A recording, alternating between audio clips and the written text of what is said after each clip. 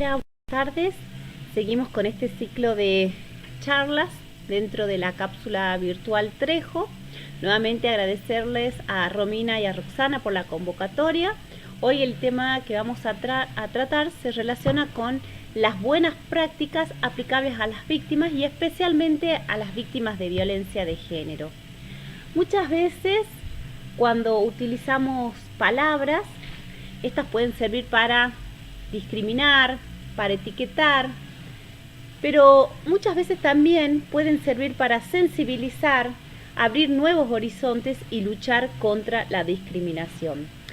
La violencia contra la mujer es uno de los delitos menos registrados y sancionados, y esta violencia se encuentra lamentablemente naturalizada por los usos y las costumbres, y cuando se produce en ámbitos privados posee una escasa visibilidad y a menudo plantea la dificultad de no contar con testigos imparciales.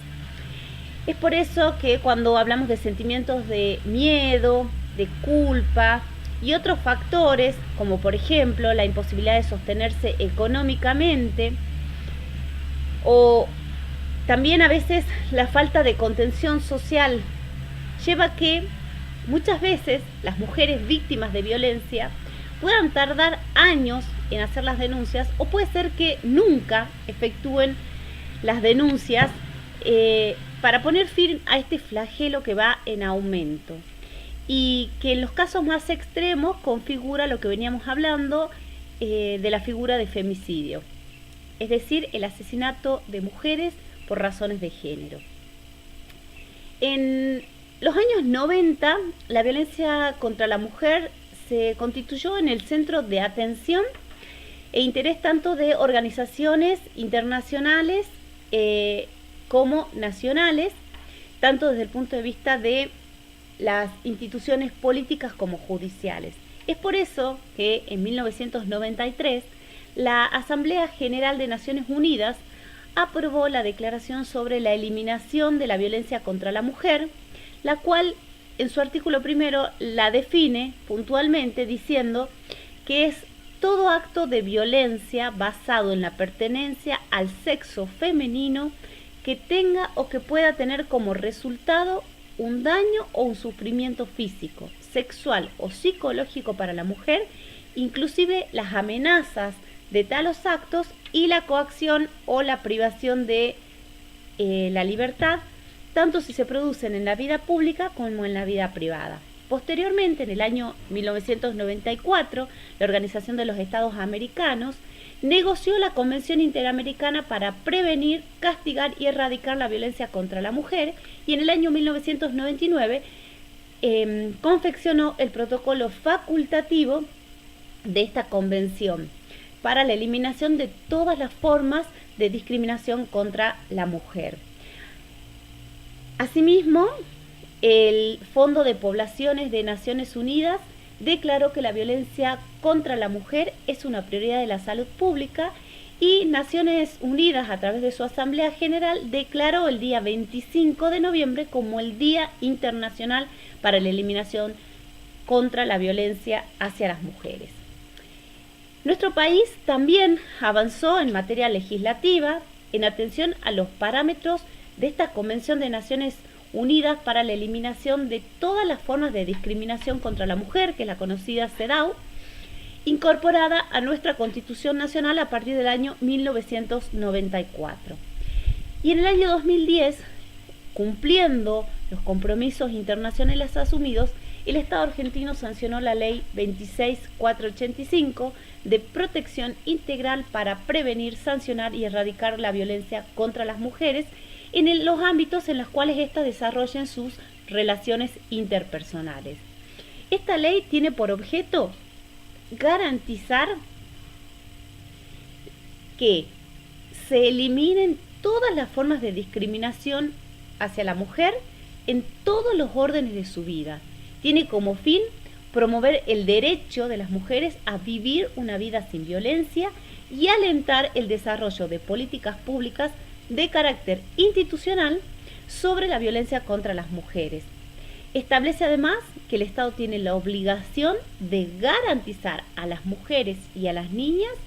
que padecen cualquier tipo de violencia una asistencia integral, gratuita y accesible. Ahora nos preguntamos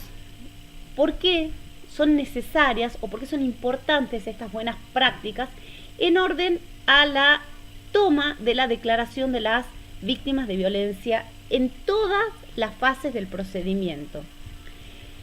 En primer lugar, las ideas sobre las que se sustenta estas buenas prácticas parten de la información a las víctimas de sus derechos, llegándose a hablar de una justicia informacional. En segundo lugar, la importancia de esta guía radica en impedir la victimización secundaria que pueda sufrir esa víctima de violencia durante el proceso, ya sea la propia o también todas aquellas, las propias del proceso, o todas aquellas consecuencias psicológicas, sociales, jurídicas y económicas negativas derivadas de esta relación con el sistema jurídico penal y que puedan hacerla sentir a la víctima culpable o responsable por la existencia de un maltrato institucional, ya sea porque debe peregrinar por diversas instancias judiciales para ser oídas, o bien porque se le pueda cuestionar a través de los órganos públicos la veracidad de sus dichos. También es importante esta adopción de buenas prácticas para evitar que la víctima se eche atrás o dé marcha atrás en el proceso y que además se perpetúen sobre ella estos daños, ya sean físicos, económicos, sociales o psicológicos, y que se quede sola con esta sensación de que el sistema no acudió a su ayuda y que no tiene salida. Que además este paso por la justicia sea una segunda mala experiencia en la que pueda percibir que el sistema judicial es totalmente insensible, que existe indiferencia por parte de los poderes públicos y también la falta de solidaridad de la sociedad respecto del sufrimiento que viene padeciendo esta víctima. Por lo tanto, debe entenderse que una buena organización judicial debe favorecer a la protección de la víctima y también debe evitar la lentitud del sistema y que la víctima se pueda sentir humillada nuevamente. Es por eso que resulta de trascendental importancia adoptar estas buenas prácticas en orden a la toma de declaraciones de las víctimas dentro del proceso judicial. En nuestra provincia particular, en Salta, a través de la adopción de la ley 7799, es decir, el Código Procesal Penal y sus sucesivas reformas, se ha adoptado un catálogo que debe ser entendido dentro de lo que se consideran las buenas prácticas. Este capítulo se refiere especialmente a los derechos de las víctimas y que, si bien hace referencia a las víctimas en general de delitos, adquieren una mayor trascendencia cuando nos encontramos ante hechos de violencia de género. Se han ideado diversos sistemas de protección para las víctimas de violencia de género, pero si bien en la actualidad no existen protocolos marcos para la actuación de todos los operadores del sistema, sí se ha adoptado en nuestro país prácticas que están establecidas en la Convención de Belém do Pará, en la Ley de Protección Integral contra la Violencia hacia las Mujeres, la 26485, y en el orden provincial la Ley 7888, que es la Ley de Protección contra las Víctimas de Violencia de Género. Pero si bien existen todos estos sistemas de adopción de medidas, de cómo debe llevarse adelante la protección integral de las víctimas de violencia de género, lo cierto es que la problemática es mucho más profunda. ¿Y por qué es mucho más profunda? En primer lugar, porque estos sistemas de protección carecen de recursos económicos y humanos, se ha desbordado cualquier tipo de protección efectiva, ocurriendo hechos que se inician por una denuncia de la víctima y que concluyen inevitablemente en los femicidios. Es decir, el sistema de protección integral que ha sido asumido como una obligación internacional por parte del Estado argentino no funciona. Y no funciona porque los operadores del sistema no han adoptado las buenas prácticas en orden a lo que debe entenderse como aquellas prácticas que permiten a las víctimas obtener una tutela judicial efectiva. Pero no solamente por parte del Poder Judicial o del Ministerio Público, sino también y fundamentalmente por parte de los órganos administrativos como es la policía. Ya vamos a hablar de cuáles son las medidas o las buenas prácticas que debería adoptar la autoridad policial, que es quien recibe en primera instancia esa denuncia de la víctima. Cómo debemos desterrar estas prácticas que son llevadas adelante, en donde muchas veces la víctima debe peregrinar por diversas instituciones hasta que se le tome efectivamente la denuncia. Y muchas veces esa denuncia es tomada de forma tardía, porque ha ocurrido incluso en nuestra ciudad, hemos tenido casos de femicidios en donde la víctima denunció a la mañana y la falta de protección del sistema del Ministerio Público y del sistema de protección policial no fue suficiente y lamentablemente concluyó en esa muerte violenta de la mujer con todos los efectos colaterales que ello implica. La práctica actual implica que ante una denuncia, ya sea en la sede policial o ante la Fiscalía Especializada en Violencia Familiar y de Género, tome intervención y se van ordenando diversas medidas más flexibles hasta medidas un poco más extremas. Como medidas flexibles se ordena en primer término una prohibición de ejercer violencia física sobre la víctima, una prohibición de ejercer violencia verbal,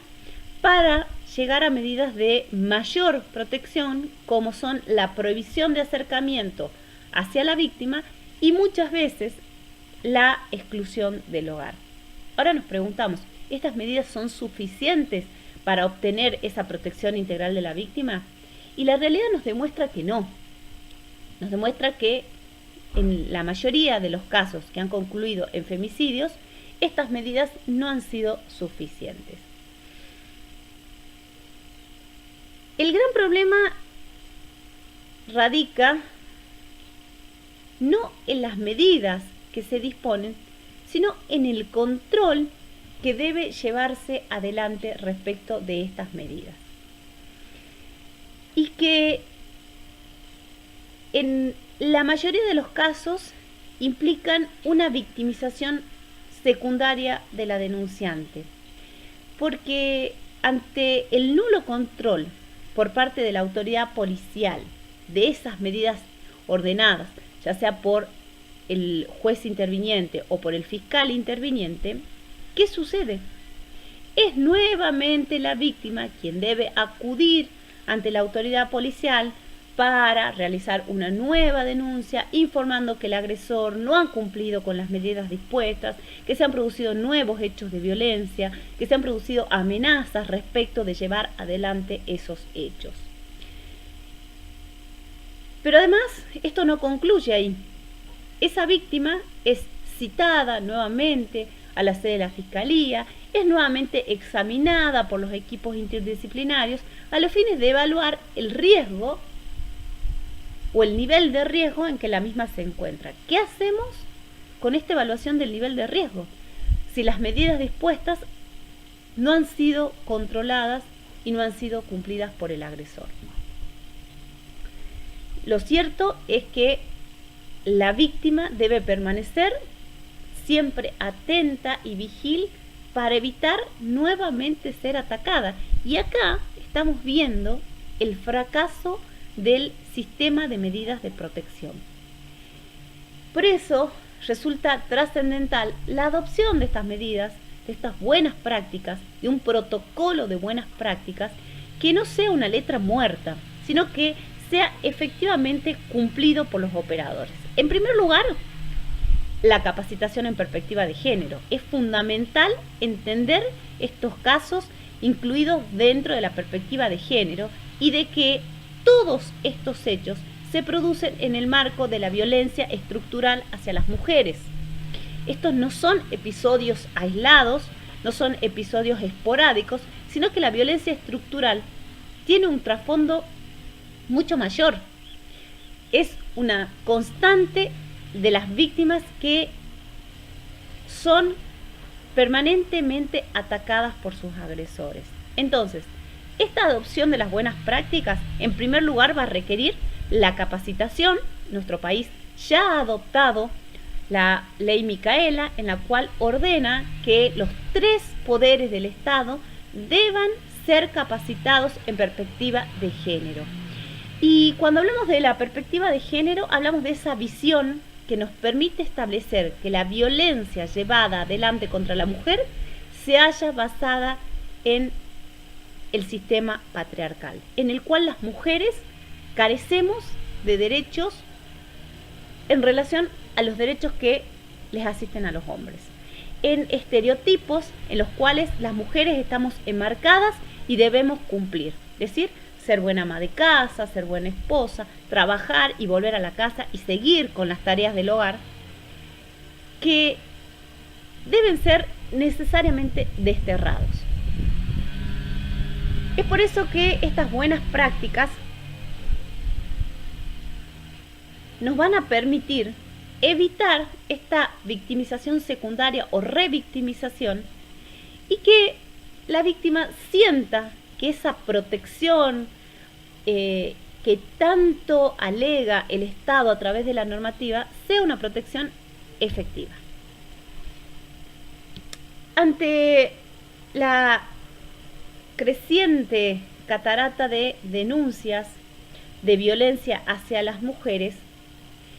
y teniendo en cuenta esta situación de encierro o aislamiento social, preventivo y obligatorio, en el cual se ha producido un incremento de aproximadamente el 25% en relación a las denuncias que normalmente se reciben por hechos de violencia de género, urge la adopción de estos protocolos de buenas prácticas para abordar una temática que requiere, en primer lugar, como ya lo dije, la especialización de sus operadores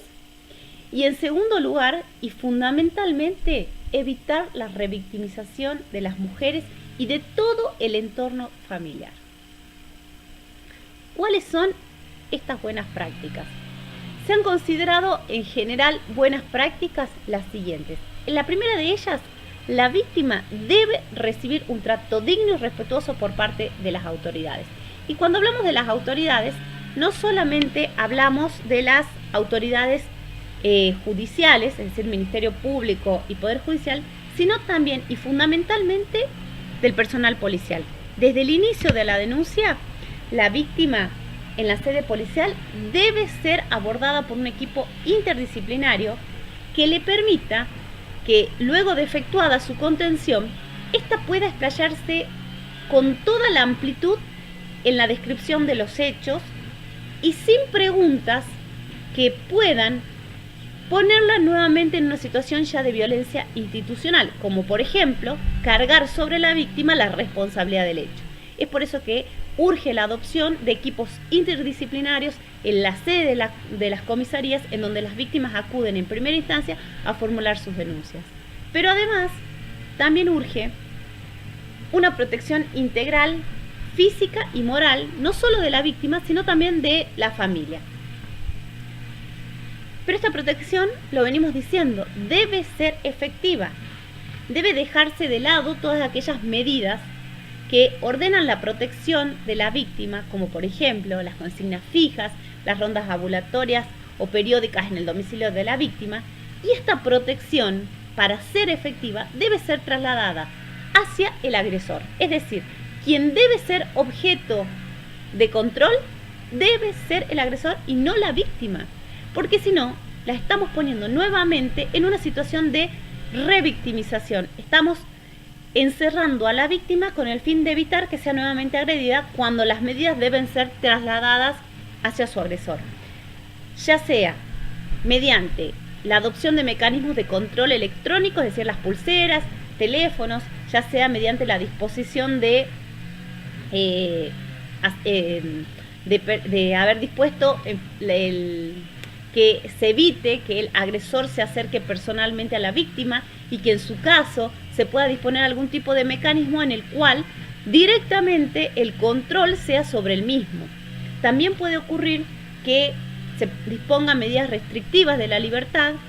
también puede disponerse medidas que se tienda al control de sus movimientos, como por ejemplo la presentación del agresor en determinados horarios ante la sede policial, o bien que el mismo sea puesto a disposición o supervisión de una persona que se haga cargo de que el mismo debe estar presente en su domicilio en determinados horarios, como por ejemplo puede ser un empleador, puede ser la familia o cualquier persona que se haga cargo del control. Y todas estas medidas lo que tienden es a evitar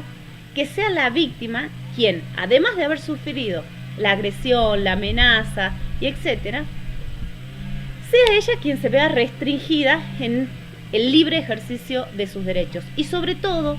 en orden a su libertad ambulatoria. También debe adoptarse como buenas prácticas la necesidad de que las víctimas puedan testificar en condiciones especiales. Por eso,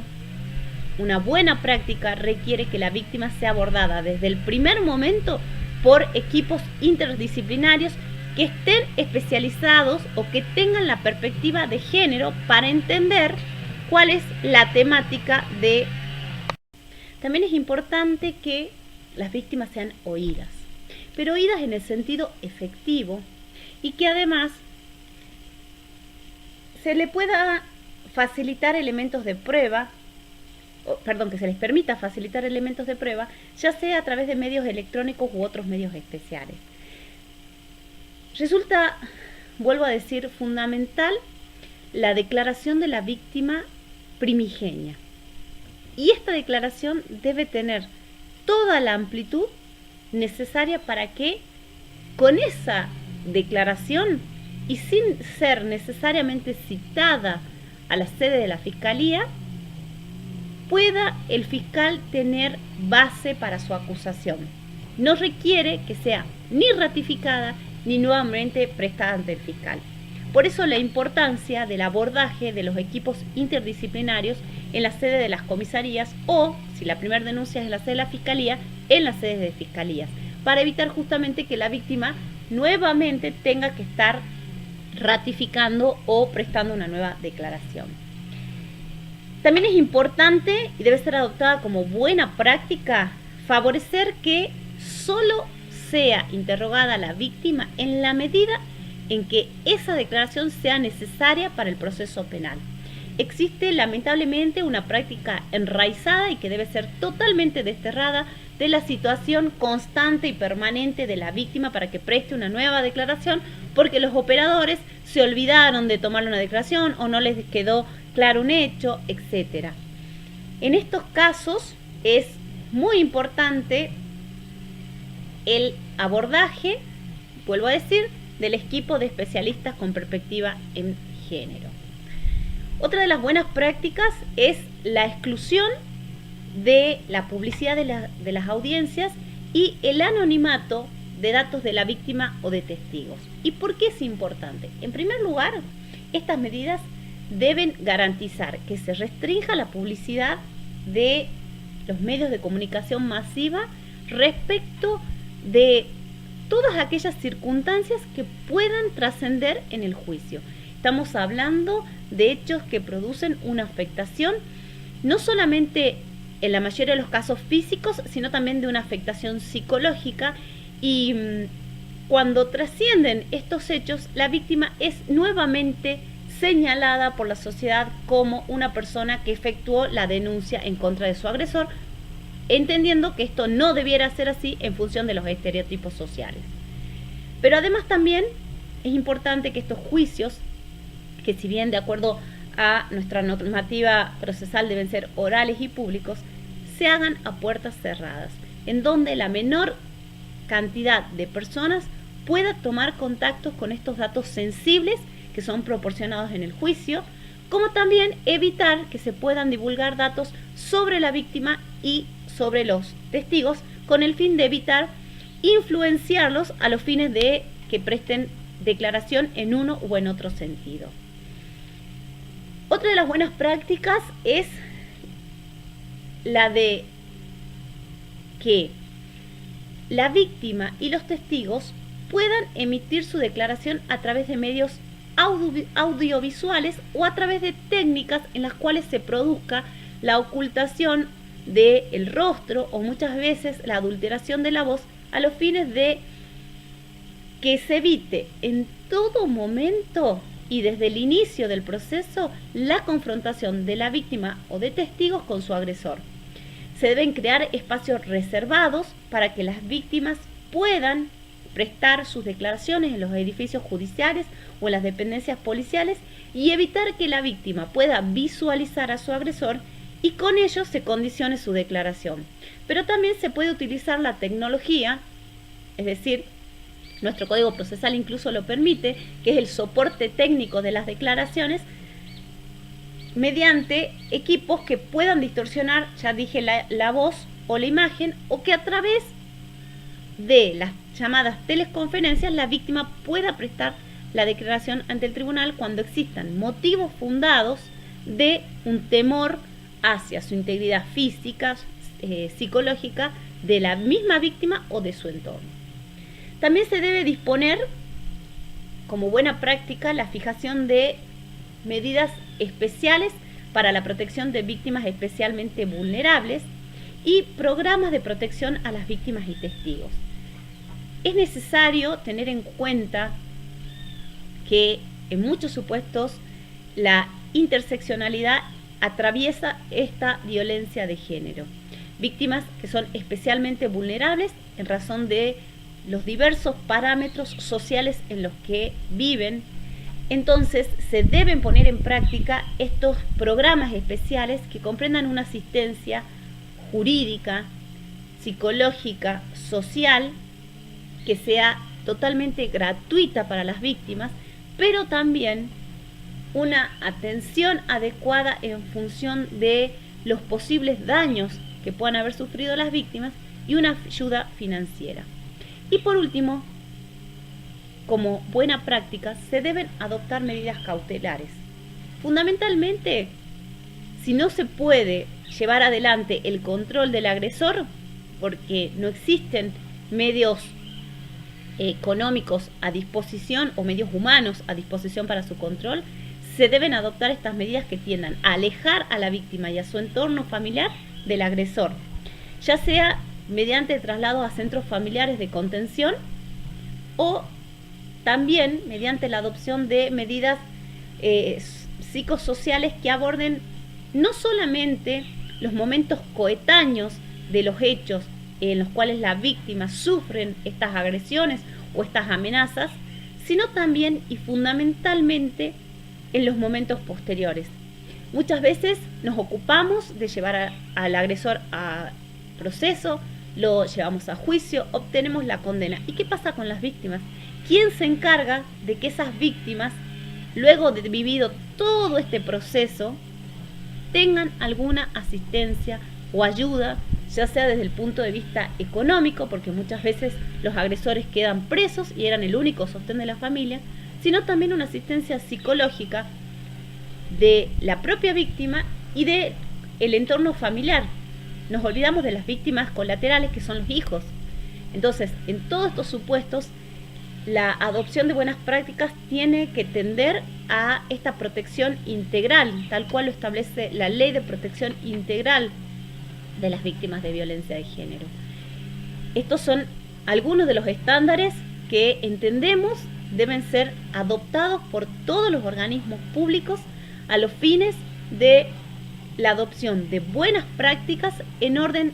a poder hacer efectiva esta protección integral respecto de las víctimas y sobre todo de las víctimas de violencia de género. Muchas gracias y nos veremos en próximas charlas.